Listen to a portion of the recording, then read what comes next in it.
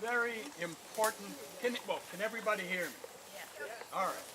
A very important lesson that I learned from Ella Sikatow, who was the past medicine woman and ethno-historian of the Narragansett Tribe, was how important it is to give thanks not only for the things that you desire and called for, but to give thanks for those things that came unbidden, that Creator and the ancestors may have perceived that you needed, even when you thought you didn't.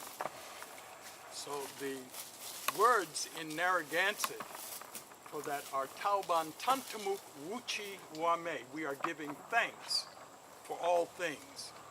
And then she gave me a further explanation. She said, it would be like if you were running in the woods at night and you were trying to get somewhere that you remembered that you knew, and you stumbled and you fell and you got up and you found that you were actually going in a slightly different direction, but you continued.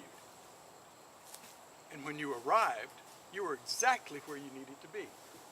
And she said, that is what it's like. Tauban tantamuk wuchi wame. You're giving thanks for all things, those that you would have called for and those that would have come to you unbidden.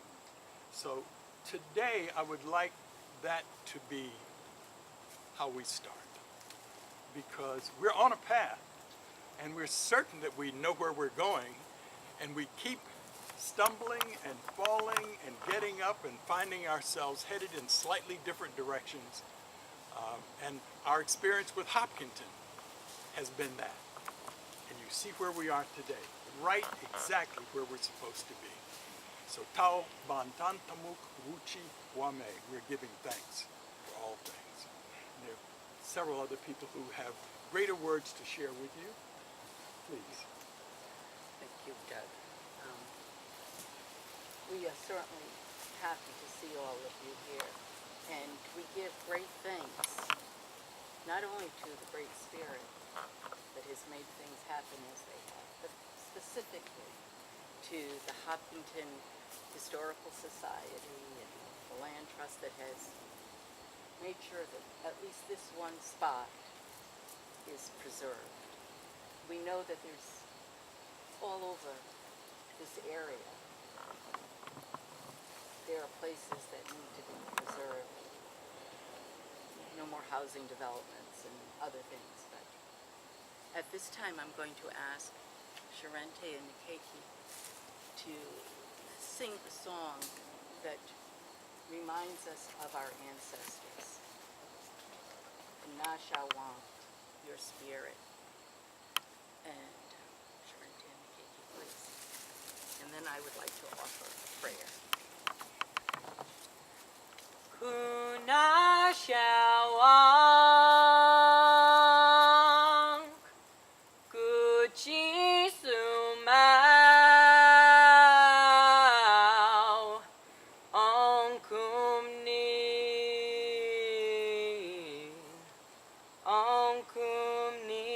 ongkumnin nui amgi anau utki sukwat nui amgi anau utki sukwat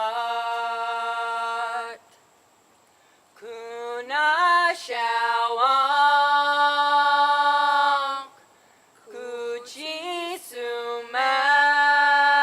sumau ongkumnin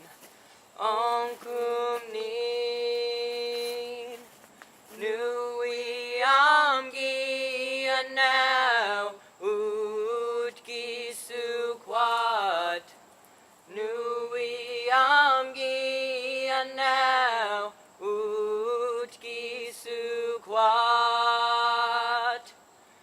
kuna shawang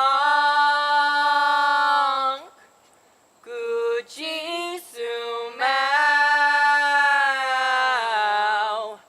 ongkumnin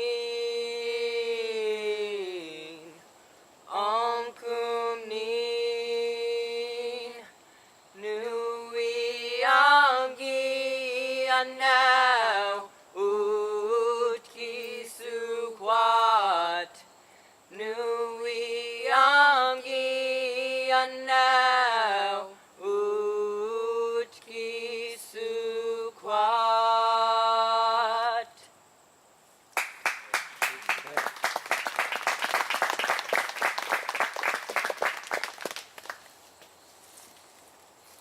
When Tom first brought me down into this area, my heart was so full, and we often give thanks. That's who we are as a people. We give thanks for all that there is. When we say our beloved relations, we are not just talking about the people that we're related to. We are talking about all the human beings. We are talking about the trees, the standing ones, these rocks. We are talking about the four-leggeds and the ones that fly. We're talking about the ones that swim and the crawly ones as well. They are all our relations, and we are all bound together. The four directions and the above and the below. We are a part of that, and we give thanks. And this prayer that I've written, it gives thanks for the four directions. I'm going to offer some tobacco.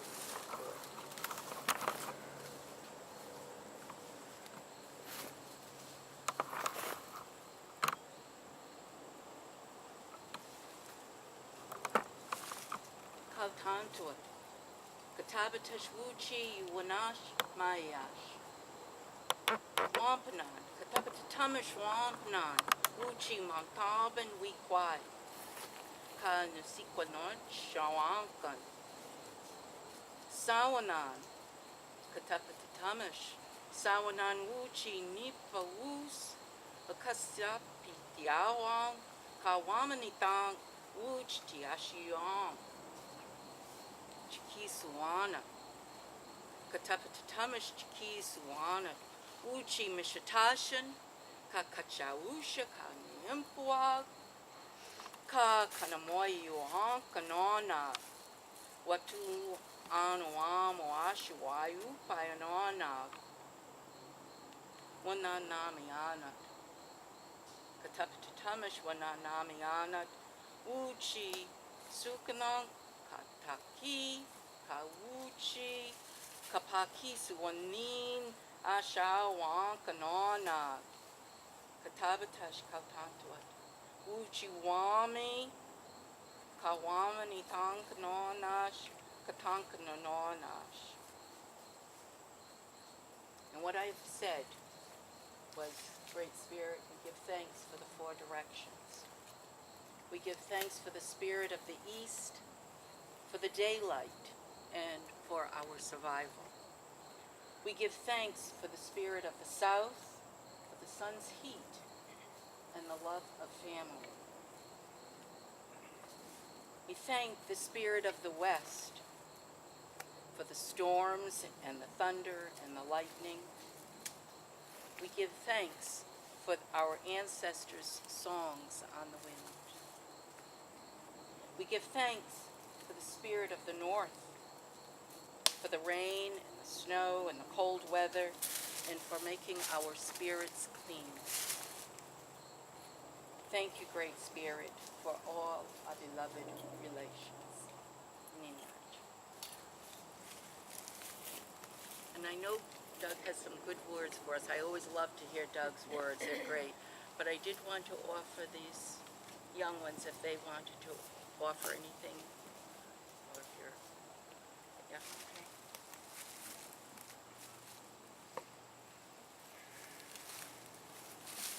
Kautantuat, Kautantuat, Kautantuat. Great Spirit that flows through all of creation. We thank you, for we feel you in our hearts today as we gather as one. I thank you for our unity, a powerful gift that brings strength and resilience.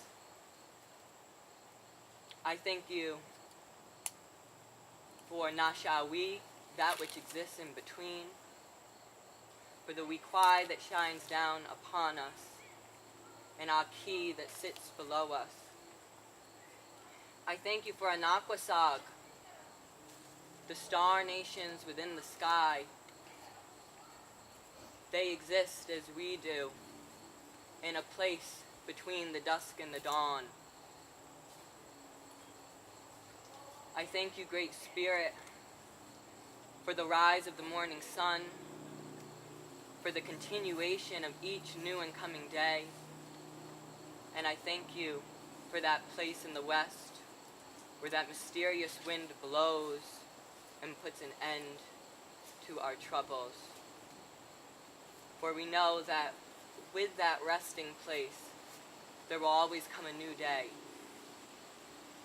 I thank you, Great Spirit, for our continuation.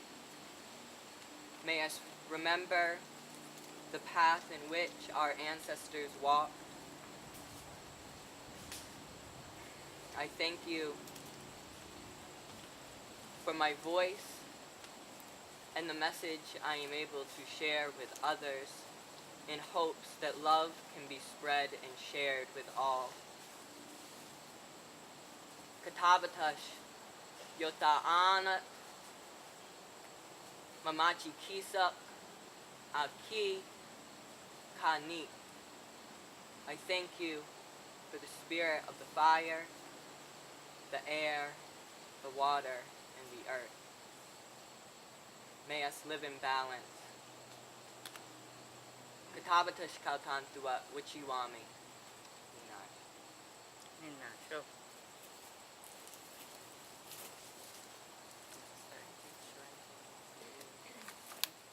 Shall we sit down and listen to Doug? Cousin from Mohegan Tribe, Oh, wonderful. Elaine Thomas, who is Deputy Tribal Historic Preservation Officer. Have some words.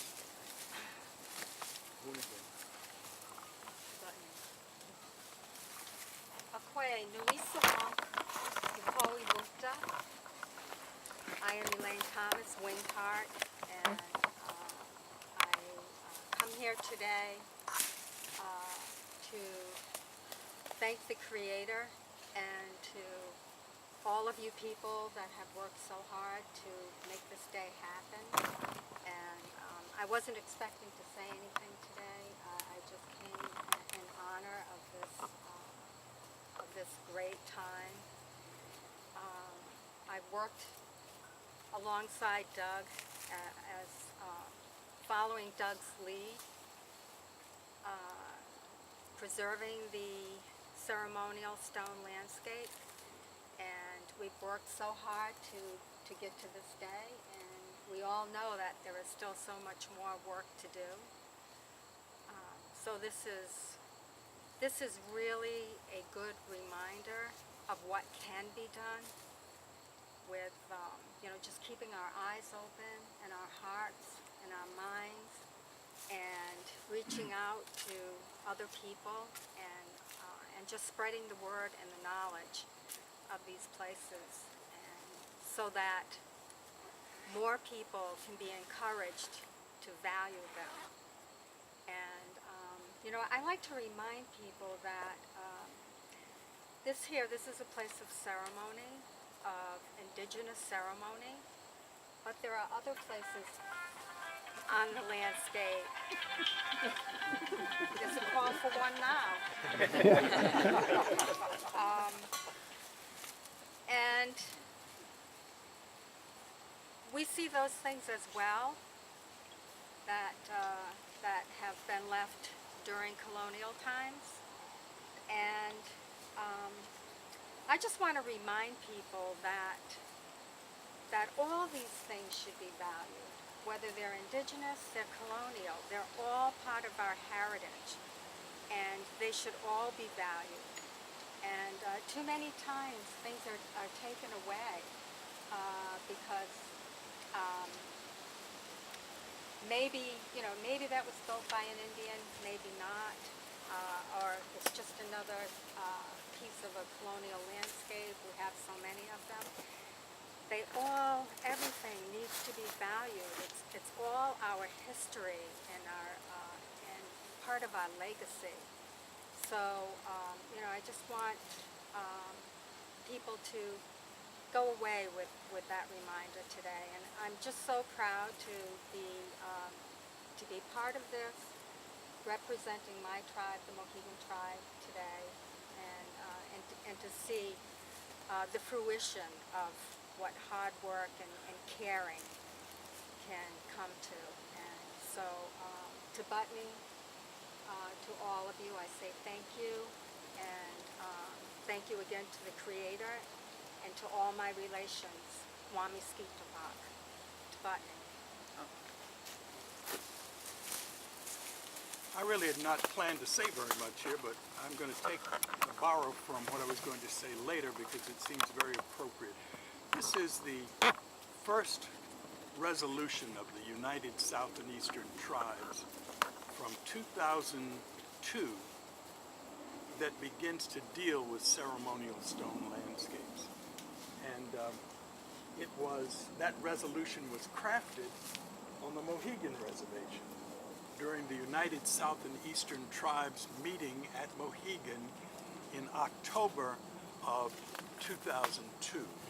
This is Resolution 2003, the following year, number 22. And I just want to read two sections of it. The first whereas is, for thousands of years before the immigration of the Europeans, the Powwows, or medicine people of today's New England region, used these sacred landscapes to sustain the people's reliance on Mother Earth and the spirit energies of balance and harmony. People always ask, well, what are these? Those are the words that at that point tribes chose to express what these are. For thousands of years before the immigration of Europeans, the Powwows, or medicine people of today's New England region, used these sacred landscapes to sustain the people's reliance on Mother Earth and the spirit energies of balance and harmony. And what we take away from that is the understanding that the spirit tradition of indigenous people not only dealt with Creator, but also dealt with our Mother, the Earth. We flow from her through the inspiration of the relationship that she has with our Creator. And in dealing with her spirit, we call on her in times when we lack balance and when we are without harmony, to call forth and bring back into balance that which should be in harmony. That was our belief system. That was what we followed, was the path of balance and harmony. And I'm so sorry to say, but when your ancestors came here, you came with a lot of chaos. What had been going on for 2,000 years prior in Europe was horrific. You all were escaping a horrific experience. However, you brought a lot of that baggage with you, and we're now all living in that level of chaos and that level of imbalance. But because that's where we are doesn't mean that's where we have to stay. We can still call on our Mother, the Earth, to give us guidance, and that we can find through her balance and harmony. Some of these stone groupings, we are told, are here because some traumatic event occurred and threw things out of balance and out of harmony. And that the medicine people of the time, and I don't know if they were male or female, it wasn't there, but I know that our women were equally as powerful as our men, if not more so. But we're told that the medicine people would come to a place that was of high trauma, where the balance and the harmony had been lost, the spiritual balance and harmony and would call forth new balance and new harmony and ask Earth Mother to facilitate that. And that was done through prayers that were placed in the stones. So we ask now that these stones not be altered, that we not allow any event other than the natural events to move a stone, because these stones are still active prayers that have called for rebalancing and reharmonizing. And so we turn to federal law, the National Historic Preservation Act, that promises nothing but gives us plenty of opportunities. It gives us the opportunity to acknowledge that an event that is being participated in by the federal government is a federal undertaking, and that as a federal undertaking, we tribes and you, the public, have the right to consult about the appropriateness of a given undertaking. And so we're all over the place with these gas line projects because they haven't asked. They don't do ceremony. The only ceremony they do is on Wall Street. So we come and give them a different dance and a different methodology. And that methodology comes out of the National Historic Preservation Act. And I'm still trying to find out whose wisdom was leading the National Historic Preservation Act, because there's language in there that I would have been happy to put in there, but I can't imagine that someone who was not indigenous would have put it in there. But it's there, and it's the law of the land. And many federal agencies act like they don't read English. And it's our responsibility to bring them back to the dictionary and say, this word means this, not that. These words mean this and not what you've been practicing.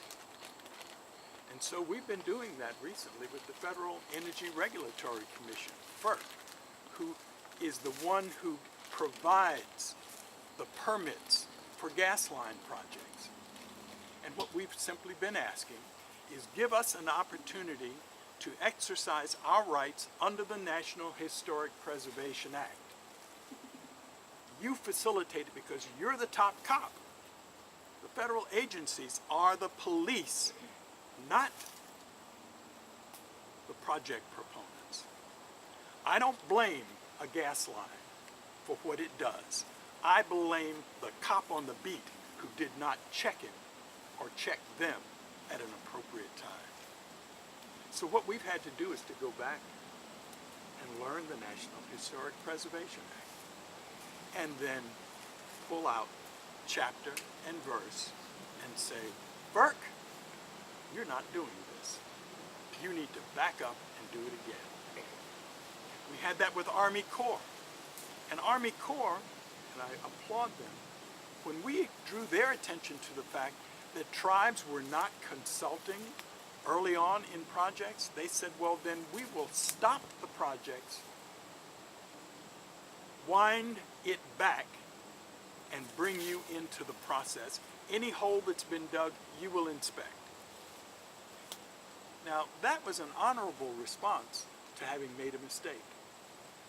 Federal Energy Regulatory Commission is trying to find their honorable response. So they haven't gotten there yet. But I did want to just read that, and then there is a resolve that comes at the end of that resolution.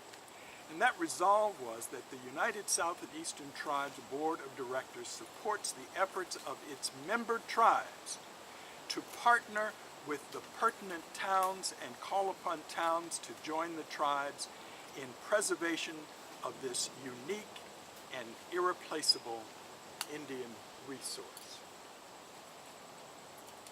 Did anyone not hear that? I saw you giving me the gesture that I might not have been loud enough. Did anybody not hear that? It's important for us to understand that at the beginning it was understood that tribes alone would not be able to do the task ahead. It was going to take tribes, towns, landholders, and I understand you all have finally brought the Boy Scouts in. That's Evan. Thank you, Evan. We have been preaching that sermon. We haven't initiated the task, but it's our belief that for every merit badge you all get, if we can add one in there that has to do with ceremonial stone landscapes, then you can help us teach the general public what kind of good manners are needed when they are in the woods around these. So Doug? thank you. Evan is the person, people commented on the way in, that is a nice temporarily cleared trail. The bullbriars will be back next spring. Evan, his dad Ed, maybe some other people were involved. They're the ones that cleared the trail, which is why you did not break your neck. Thank you, Evan. We've often suggested that maybe the Eagle Scouts or maybe the little old lady who walks her dog every day and has that cane will say, wait a minute, who's been mucking about here? Or we'll see somebody and say, wait, no, you're not supposed to be here doing that. And if need be, pull out her cell phone and call the local police. What we're looking for is what do we replace our angst with? Many tribes say, we can't talk about these things. We cannot breach confidentiality because we can't trust them. Well, guess what? You're them, and we're going to have to trust you, because if we can't trust you, then these places are going to be destroyed by ignorance, if nothing else. So it's an honor to be here today. It's an honor to extend the hand of friendship. I'm a hugger, so you'll probably get hugs out of me. I'm really thankful that you're here. And Hopkinton, you're leading the way. We've got a few towns in Massachusetts that are trying to catch up, but I don't think they're going to catch up to you because you're at a gallop, and we respect and appreciate that. There's a new state archaeologist in Rhode Island. Will be shortly, a new State Historic Preservation Officer. At the end of last month, Ted Sanderson resigned. Now, he didn't drop his title. He's going to still be hanging around, making sure that the shop is doing its job. But we're going to have to embrace the state and get the state on board where the towns are arriving. Leadership is from the grassroots up in a democracy. And I believe that. And I believe that you all will lead the state and the federal government in the path that they have to follow. We're already reaching out to the National Register of Historic Places.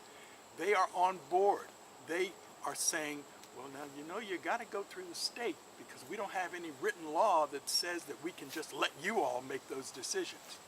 So now we're reaching out to the state historic preservation offices.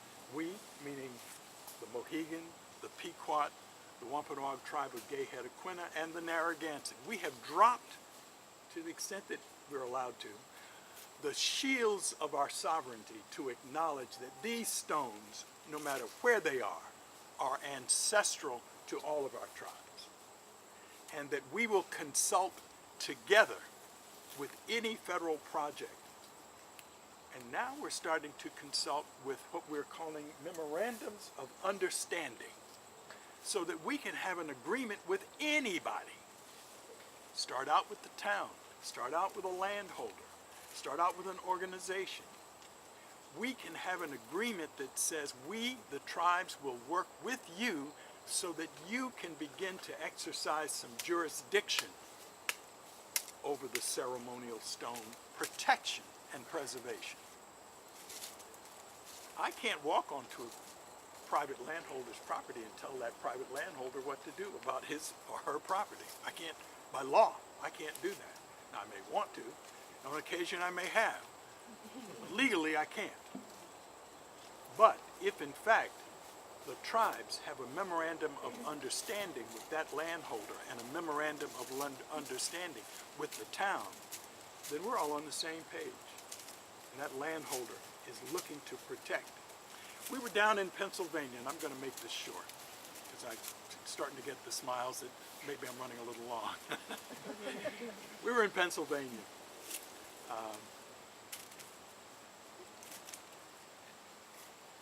Landholder has 3,000 plus acres. It's been in their family for more than 150 years. They love the land. The only impacts that occur there are occasionally they do logging, and they have it done respectfully. Well, gas line company wanted to go right through that property, and they said, well, we don't want you to come through this property. I said, well, we're going to pay you. No, we don't want your money. We want to protect what we already have.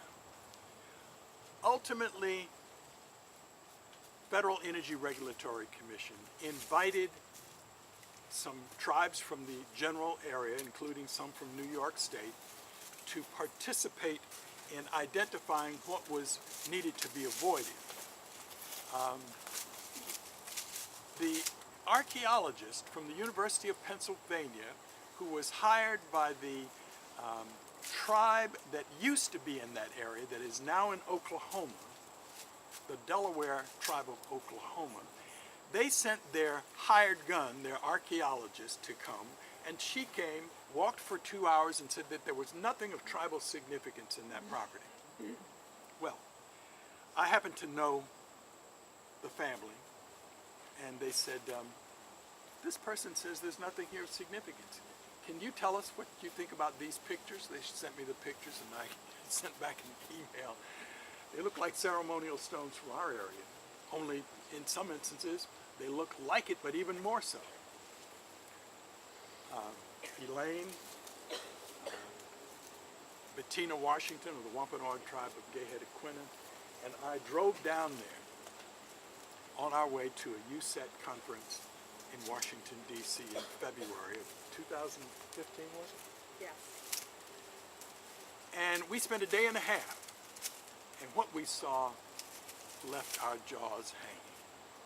The area was so pristine, and there were stone groupings that were 5-6 feet tall, like huge barrels.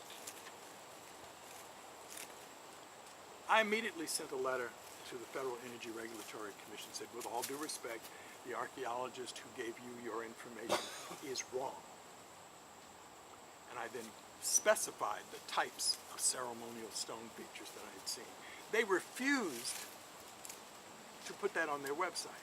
They refused to post it. They said, well, you're giving too much information, and I said, if I've given it to you representing the tribe, you can make it public. Ultimately, the game that they played was they spent 3 months contacting other federal agencies and other tribes asking, have these tribes in New England ever consulted in this area before?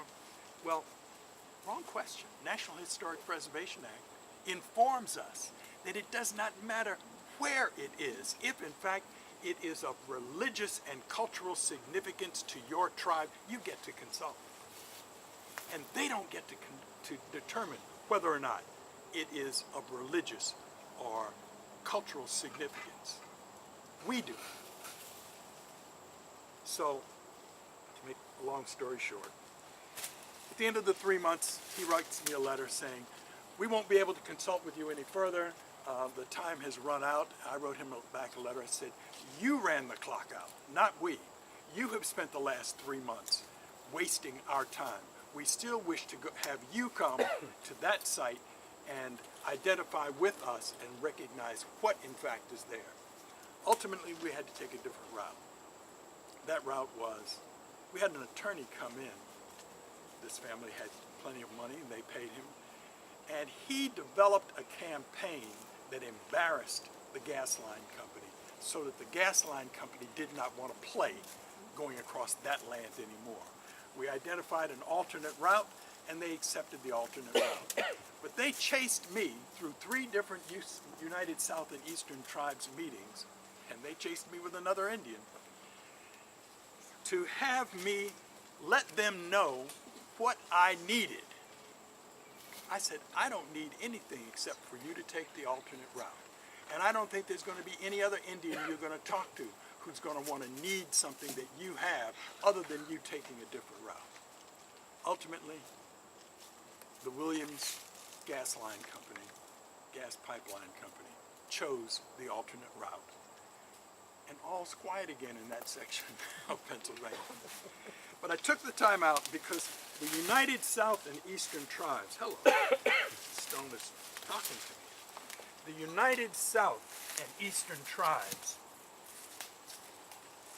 has been battling this since October of 2002 and attempting to generate resolutions that would speak to the issues, that would speak to federal agencies, and slowly the United States federal government is starting to listen. The National Register is starting to listen. We're not quite sure how we're going to fare with Mr. Trump, but we think that if he has ears, he will hear us as well. So I thank you all. The work that you do, you are the public. You are mentioned in the National Historic Preservation Act. We're given far more latitude, but you have some latitude. And if we unify,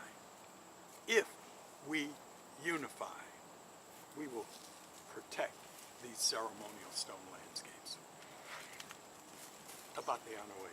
We are giving thanks for all things.